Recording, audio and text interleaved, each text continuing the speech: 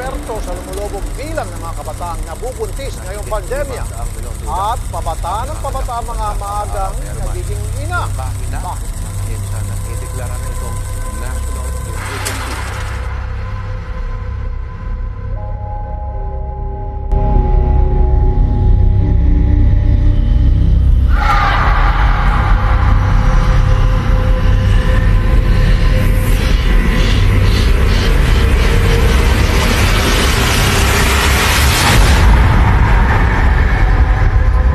It started subtly, almost unnoticed. A slight increase here, a concerning jump there, but the numbers didn't lie. The shadow of teenage pregnancy and STIs was growing, stretching its tendrils across communities, seeping into the lives of young people.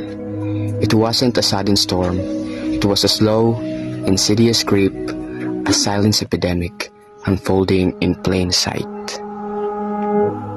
Imagine the weight on young shoulders, the burden of an unplanned pregnancy, and the fear of the unknown. Picture the silent suffering, hidden anxieties, and the dreams deferred. This isn't just about physical health.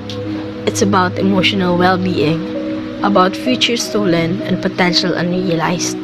The threat of STI adds another layer of invisible danger, a silent ticking clock with potentially devastating long-term consequences. This is a story of individual feelings. It is a story of systemic gap, of a lack of support, of a society that has fully equipped its young people with the knowledge and resources they need to navigate the complexities of adolescence and sexuality.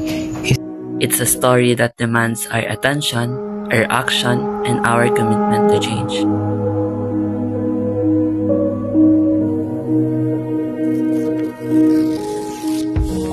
Learn more.